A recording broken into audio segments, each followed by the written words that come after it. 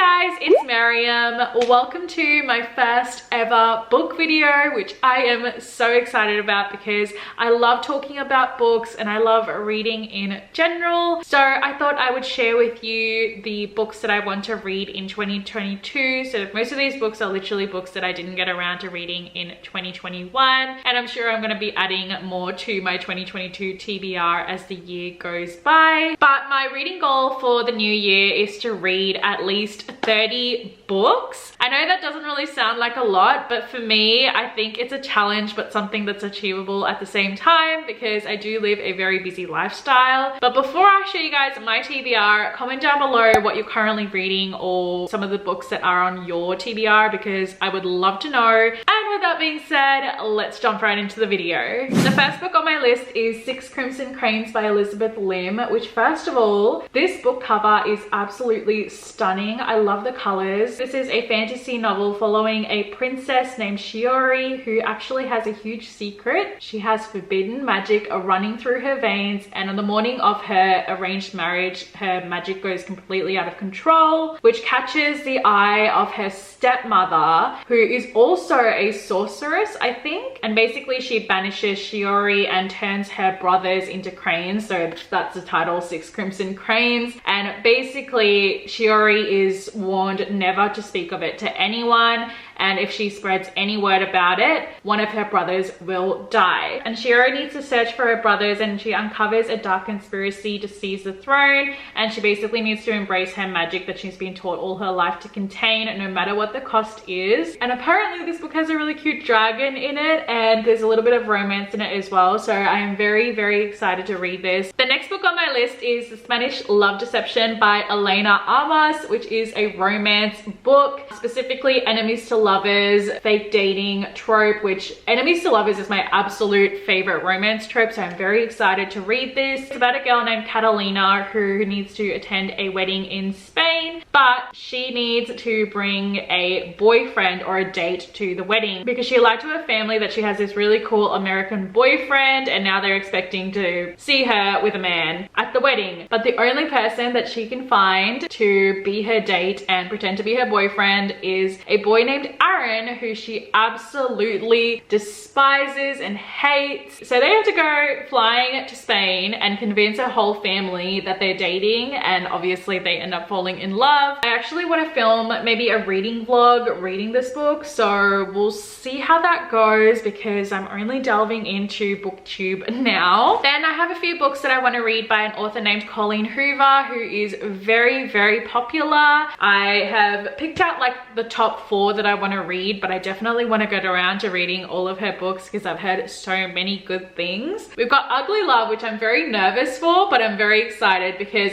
a lot of people say that this will literally rip your heart out. So I'm very keen to see if I'm actually going to cry to this book, because if a book has the ability to make me bawl my eyes out and cry, it's probably going to get 5 stars for me. Basically, it's about Tate and Miles. They don't really consider themselves to be friends, and it's definitely not love at first sight. However, they do have a mutual physical attraction to each other. They form this no strings arrangement, friends with benefits situation, as Miles isn't really looking for love. And the only 2 rules that Miles sets for Tate is to never ask about his past and don't expect a future with him. But then things start to change when they actually really catch feelings for each other. Then we've got Heartbones, which I think is more of Colleen's cutesy romance novels compared to her heart-wrenching ones. So this follows Bea, who comes from a life of poverty and neglect, and then you've got Samson, who's a love interest who comes from a family of wealth. So 2 completely different upbringings, and at first when they actually meet, they think that they don't have anything in common just based on the fact that they're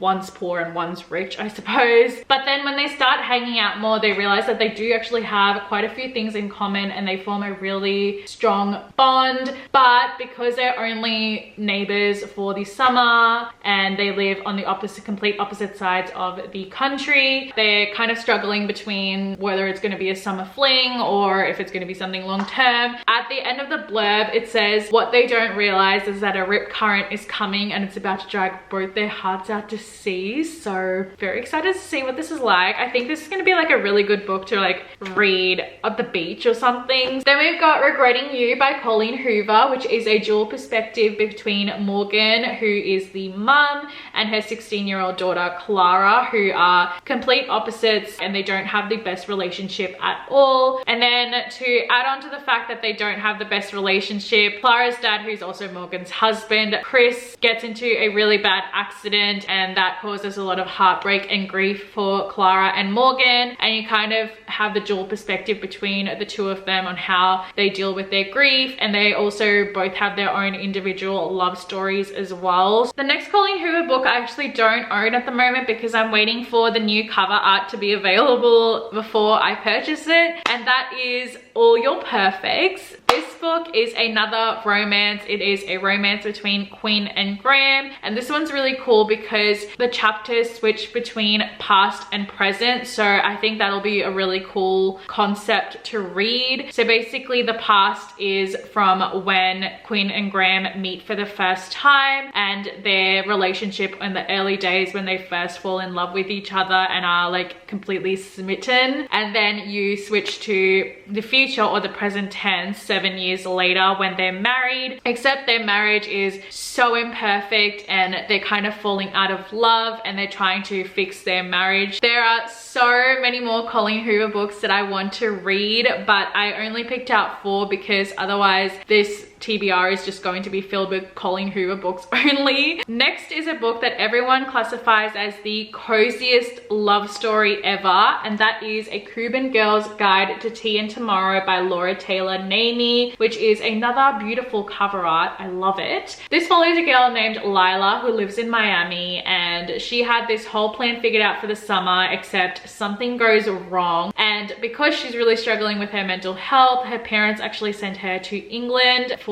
the summer, and at first she's not really feeling it until she finds this cute little tea shop and meets the tea clerk named Orion. It's a cute little happy cozy love story. Next up we've got The Nature of Witches by Rachel Griffin, which I picked up based on the fact that everyone says that if you love Folklore by Taylor Swift you would love this book, and I freaking love that album, so I picked this up straight away. What's really cool is that the book is separated into 4 parts, and the 4 parts are the different seasons, so summer, autumn, winter, and spring. In this book, witches have maintained the climate and their power peaking is the season of their birth, but then control is faltering as the atmosphere becomes more erratic. And then there's this girl named Clara who's an Everwitch whose rare magic is tied to every season, so she can basically control every season. But because her magic is so out of control and wild and volatile, she's so worried about using it, but she's the only one who can make a difference and save the world. The next book is Before I Fall by Lauren Oliver. I watched the movie version, and the movie version was probably one of my favorite movies I've ever watched, to be honest. It completely changed my view on life. I'm just gonna read out the blurb because it's so perfectly worded. They say to live every day as if it's your last, but you never actually think it's going to be. You always think you'll have more time. That's what I thought, but I was wrong. The thing is, you don't get to know when it happens. You don't remember to tell your family that you love them, or in my case, remember to say goodbye to them at all. What if, like me, you could live your last day over again? Could you make it perfect? If your whole life flashed before your eyes, would you have any regrets?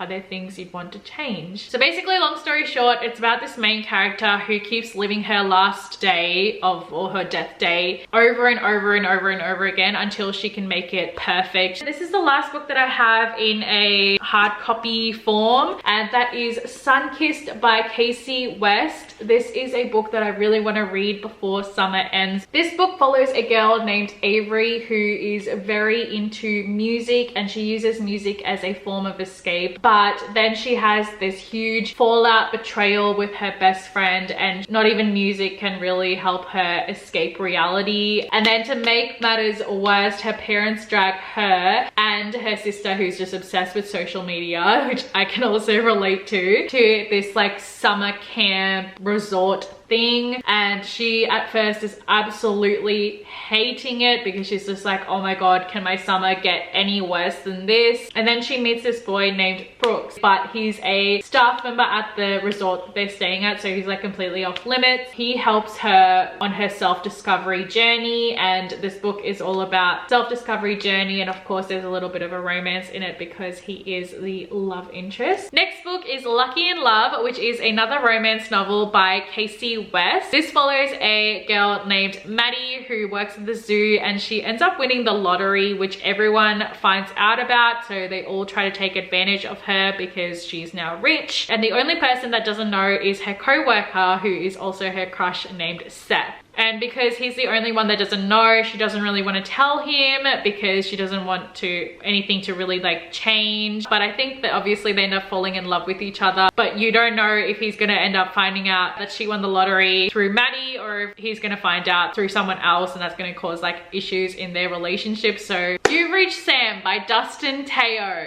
This is a heartbreaking romance novel, and I am very, very excited to get my tissues out for this one. It follows the relationship between Julie and Sam, and Julie has her whole future planned out, like moving out together, going to college together, spending a summer in Japan together. But then Sam dies, and that changes everything. But she wants to hear his voice one last time, so she calls his mobile expecting to obviously get his voicemail because he's dead. Then Sam picks up the phone, and it's like their second chance to say goodbye. It deals with grief and heartbreak and romance, and I'm just so excited to read this book. I know for a fact I'm probably definitely gonna cry. I'm so ready for this. Next book has been trending all over BookTok and BookTube, and that is The Invisible Life of Addie Larue by V.E. Schwab. This is about a girl named Addie Larue who makes a pact with the devil, so she gives up her soul for immortality. But the catch is that the devil takes away her place in the world, so everyone completely forgets her, and she basically lives the invisible life. And it basically follows her journey across the world, learning to live a life where no one remembers her and everything that she owns is lost or broken. And the only companion that she has is this dark devil with hypnotic green eyes who visits her each year on the anniversary of their deal. She has no choice but to confront him, to understand him, and maybe to beat him. Then I've got another enemies to lovers romance, and that is Shipped by Angie Hockman. This kind of gives me the same vibe as The Hating Game, which was one of my favorite reads of 2021. This is about a girl named Henley Evans, and she is a marketing manager for a cruise company, and there is this big promotion that's up for grabs, which is the promotion of her dreams. But the only problem is there is someone else that is up for the same promotion who is like her arch nemesis at work, named Graham, who's actually a remote social media manager for the company, so they've never actually met each other, but they absolutely hate each other. And part of deciding who gets the promotion, Graham and Henley both have to go on this cruise together, which is also the first time that the two meet. And then when Henley actually meets Graham on the cruise ship, she is like completely shocked because this is nothing like she pictured, and they end up going from loathing to liking to loving. So yeah, I'm really excited. This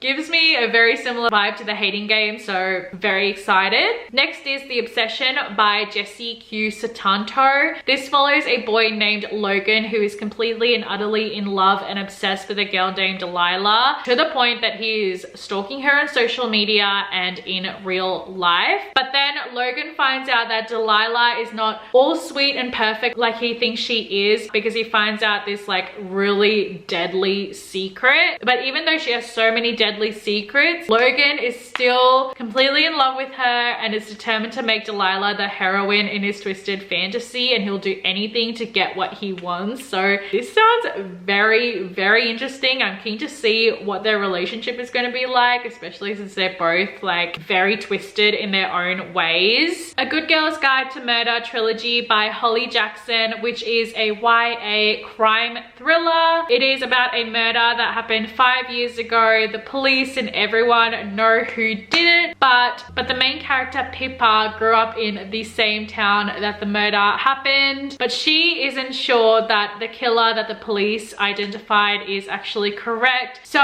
when Pippa has to do a final project, she ends up choosing that murder that happened 5 years ago, and while she's doing research on the murder, she uncovers so many hidden secrets and finds out who the real killer is. I love a good murder mystery thriller, and if the first book is good, I'm definitely going to continue with the other 2 books as well. Another murder mystery thriller that I want to read is The Guest List by Lucy Foley. This is a wedding that is set in an island, but like it's not like a tropical island. I think it's like more a creepy island. So there's a wedding, there's 13 guests, and one guest is found dead at the wedding. All guests have a secret. They all have a motive, but only one is the killer. The book kind of also goes into different perspectives of the guests at the wedding to find out who was actually the murderer. So back to romance, I really want to read Last Chance Books by Kelsey Rodkey, which is kind of an enemies to lovers rivalry trope. So it's about this girl named Madeline. Her family owns an independent bookstore, which she ends up taking over once she finishes college. Then there is another chain bookstore that opens right across the street from her, and that threatens to shut Madeline's family bookstore down, and she's like hell-bent on demolishing the competition. But the guy who works at the